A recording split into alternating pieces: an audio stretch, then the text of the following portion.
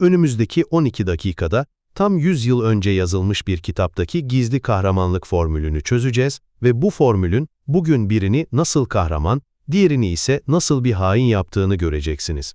Bizim için kahraman kimdir? Aklınıza gelen ilk 3 ismi sayın. Muhtemelen bir asker, bir sporcu, belki bir bilim insanı ya da bir sanatçı.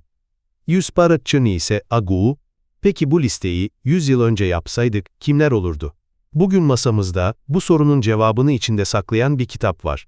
Clayton Edwards, IN 1920 tarihli, A Treasury of Heroes and Heroines, yani Bir Kahramanlar ve Kahraman Kadınlar Hazinesi. Bu kitap basit bir biyografi derlemesi değil. Birinci Dünya Savaşı'nın külleri üzerine inşa edilmiş, 20. yüzyılın başındaki insanın kahramanlık anlayışının bir röntgeni. Ve bu röntgeni incelediğimizde kendi kahramanlık anlayışımızın ne kadar değiştiğini ama bazı temel kodların nasıl da aynı kaldığını fark edeceğiz. Kitabın yazıldığı yıla dikkat edelim. 1920. Yani insanlık tarihinin gördüğü en yıkıcı savaşlardan biri yeni bitmiş. Milyonlarca insan ölmüş, imparatorluklar yıkılmış, eski dünyanın bütün ahlaki ve toplumsal değerleri sarsılmış. Böyle bir enkazın ortasında insanlar umutsuzca ilham arıyor, tutunacak bir dal, örnek alacakları modeller arıyorlardı. Yazar Clayton Edwards işte tam da bu ihtiyaca cevap veriyor. O, büyük bir tarihçi değil, bir popülerleştirici. Amacı akademik bir analiz sunmak değil, okura bir erdemler galerisi sunmak. Buda'dan Belçika Kralı Albert'e, Jules Caesar'dan Abraham Lincoln'e, Jeanne d'Arc'tan Florence Nightingale'e uzanan geniş bir yelpazede, 33 farklı hayat hikayesini bir araya getiriyor. Kitabın temel amacı, bu figürlerin hayatlarını özetlemekten ziyade, onların karakterlerindeki yüksek çabayı ve garip macerayı damıtıp okura bir moral iksiri olarak sunmak. Yani bu kitap, savaş sonrası travma geçiren bir dünyaya, bakın, insanlık ne büyük ruhlar yetiştirdi, umutsuzluğa kapılmayın, demenin bir yoluydu. Kitabı analiz ettiğimizde, karşımıza çıkan ilk ve en temel fikir şu: bu eser, aslında bir ahlak ve erdemler kılavuzu. Edwards, tarihi figürleri birer ders materyaline dönüştürüyor. Her bir kahraman, belirli bir erdemi temsil etmek için özenle seçilmiş. Örneğin, Jeanne d'Arc ve Aziz Patrick inancın gücünü, Florence Nightingale ve Peder Damiens fedakarlığı, George Washington ve Alfred ahlaklı liderliği, Christophe Colomb ve Francis Drake ise keşfetme arzusunu ve cüreti simgeliyor. Edwards, bu hayatları anlatırken olay örgüsünü basitleştiriyor, karakterlerin karmaşık ve çelişkili yönlerini törpülüyor. Onları okurun kolayca anlayabileceği ve örnek alabileceği parlak, iki boyutlu ikonlara dönüştürüyor. Bu, bir ilham kaynağı olarak inanılmaz derecede etkili bir yöntem. Ancak bir tarih anlatısı olarak ciddi problemleri var. Peki, bu ahlak dersi nerede çatırdıyor? Tam da bu basitleştirmede. Edwards, Caesar, ayna korsanları çarmıha germesini, sözünü tutan, kararlı bir liderin, eylemi olarak neredeyse hayranlıkla anlatıyor.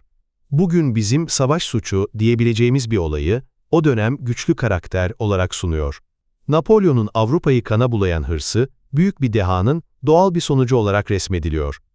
Christophe Colomb'un keşiflerinin yerli halklar için başlattığı soykırım ve kölelik trajedisinden tek kelimeyle bile bahsedilmiyor.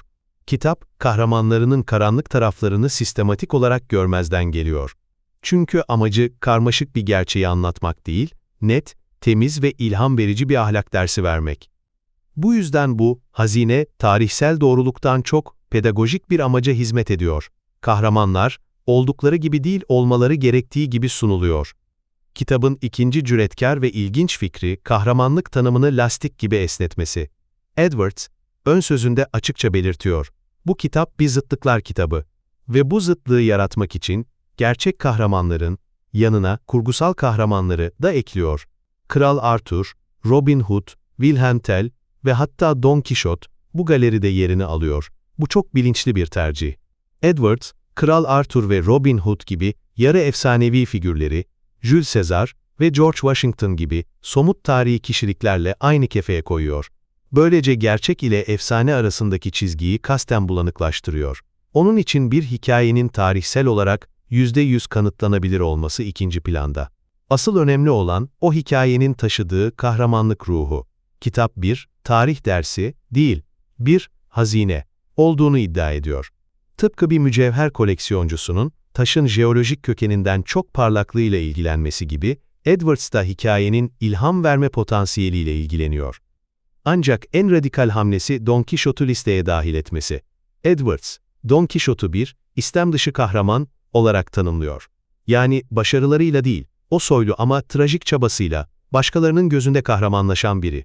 Don Quixote, yel değirmenlerine saldırırken gülünçtür ama o yel değirmenlerini dev zannetmesindeki o saf ve sarsılmaz idealizmiyle kahramanca bir tavır sergiler. Bu seçim, kahramanlığın sadece kazanmakla, fethetmekle ya da başarmakla ilgili olmadığını, aynı zamanda niyetin, adanmışlığın ve hayal gücünün de bir kahramanlık biçimi olabileceğini fısıldıyor. Bu, kitabın en modern ve düşündürücü yanlarından biri. Başarısızlığın içindeki soyluluğu da kahramanlık potasına dahil ediyor. Üçüncü olarak, bu kitap, tarihin, büyük adamlar tarafından yazıldığı teorisinin adeta vücut bulmuş hali. Listeye baktığımızda ezici bir çoğunluğun krallar, generaller, azizler, kâşifler ve devlet adamları olduğunu görüyoruz. Tarih, sanki sıradan insanların değil, sadece bu seçkin ve olağanüstü ruhların omuzlarında ilerliyor.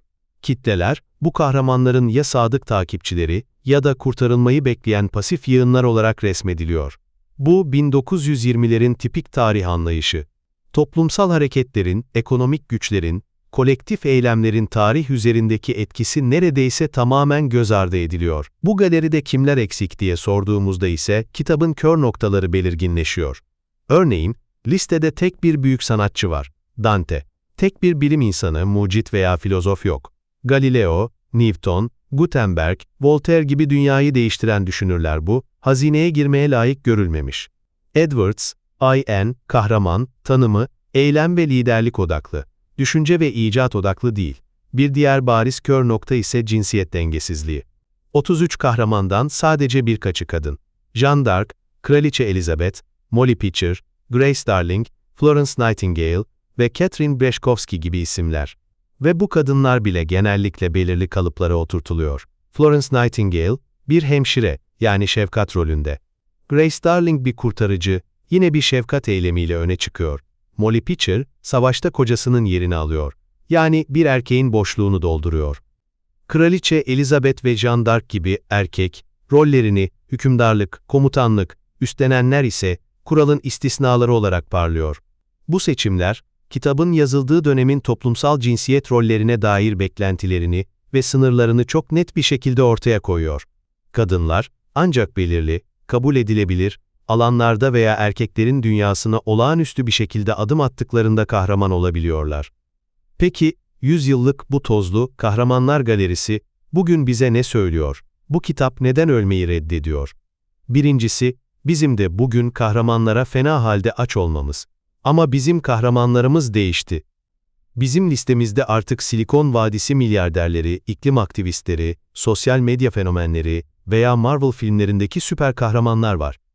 Clayton Edwards, İğne kitabı, bize bir asır önceki dünyanın kahramanlık idealini gösteren bir zaman kapsülü işlevi görüyor. O dönemin ulus inşa eden, keşif yapan, iman eden kahramanlarıyla bizim yenilikçi, disruptive, yıkıcı, farkındalık yaratan kahramanlarımızı karşılaştırdığımızda, değerlerimizin ne kadar kökten değiştiğini anlıyoruz. İkincisi, kitap bize, kusurlu kahraman sorununu düşündürüyor. Bugün biz, cancel culture ile tarihi figürlerin kusurlarını ortaya döküp onları itibarsızlaştırırken, bu kitap tam tersini yapıyor. Kusurları tamamen görmezden geliyor. Bize soykırımcı yönü olmayan bir Kolomb, köle ticaretinden arındırılmış bir Sir Francis Drake sunuyor. Kitabın bu naifliği bizim bugünkü sinizmimize bir ayna tutuyor. Bize şu soruyu sorduruyor.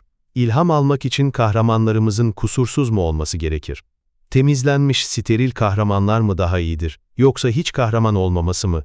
Ve belki de en önemlisi, bu kitabın ölmeyi reddetmesinin asıl sebebi, kullandığı yöntemin ölümsüz olması. Edwards, ayen karmaşık hayatları alıp, basitleştirip, ilham verici, net mesajlar veren arketiplere dönüştürme formülü, bugün Hollywood'da izlediğimiz biyografik filmlerin, YouTube'da dinlediğimiz motivasyon konuşmalarının ve okuduğumuz kişisel gelişim kitaplarının ta kendisi.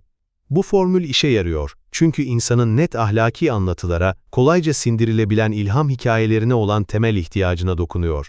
İçindeki kahramanlar eski moda olabilir ama o kahramanları paketleme ve satma yöntemi hiç eskimedi. Clayton Edwards, Ayan Kahramanlar Hazinesi, bize 1920'lerin dünyasının kahramanlık anlayışını sunmakla kalmıyor, aynı zamanda kendi kahramanlık arayışımızı ve hikaye anlatma biçimlerimizi sorgulamamız için bir fırsat veriyor. Bu kitap, kahramanlığın sabit bir tanımı olmadığını, her dönemin kendi kahramanlarını kendi değerlerine göre yarattığını gösteren canlı bir kanıt ve işte bu yüzden ölmeyi reddediyor.